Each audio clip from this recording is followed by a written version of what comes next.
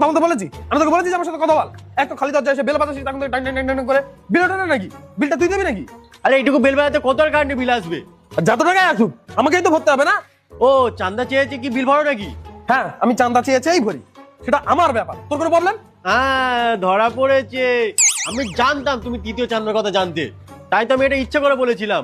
আর তোমার মুখ দেখে বোঝা যাচ্ছে তুমি অনেক চান্দার পর্চি কেটেছো, তাই তো কারেন্টের বিল দিয়েছো। ও আচ্ছা, তো এই যে চাঁদা চেয়েছে তুমিও কারেন্টের বিল ভরতে এসছো তাই না? আরে ভাই সাহেব, আমি কেন কারেন্টের বিল ভরবো? আমাদের পাড়ায় সরস্বতী পুজো, তাই চাঁদা চাইতে এসেছি। আচ্ছা, তো পাড়ায় সরস্বতী পুজো হচ্ছে আর ওর কারেন্টের বিল ভরার জন্য আমার কাছে টাকা চাইতে এসছো? আরে ওইখানে কেন কারেন্টের বিল ভরার জন্য টাকা চাইতে আসবো? ওখানে তো জেনারেটর লাগানো আছে। আচ্ছা, তো ওখানে জেনারেটর লাগানো আছে, তো কার কারেন্টের বিল ভরার জন্য চাঁদা চাইতে এসছো? আরে ভাই সাহেব, কারোর কারেন্টের বিল ভরার জন্য চাঁদা চাইতে আসিনি। পুজোতে অনেক লোক আসবে, তারা খাবার খাবে, সেই খাবারের জন্য জিনিসপত্র কিনতে হবে, সেই টাকার জন্য চাঁদা চাইতে এসেছি। আচ্ছা, তো লোকে ওখানে খাবার খাবে আর তার চাঁদা আমাকে দিতে হবে?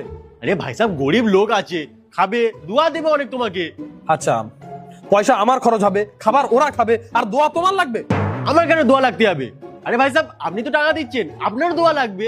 আচ্ছা, আমি ওদেরকে খাওয়ার জন্য টাকা দিচ্ছি, ওরা কিভাবে জানবে? আরে ভাই সাহেব, আপনার নাম লিখবো এখানে।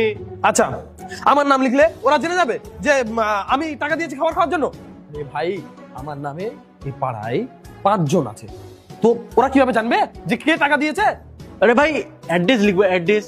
ও আচ্ছা, তার মানে ওরা খাবারের থালা নিয়ে এখানে আসবে আর আমাকে থ্যাংক ইউ বলে যাবে।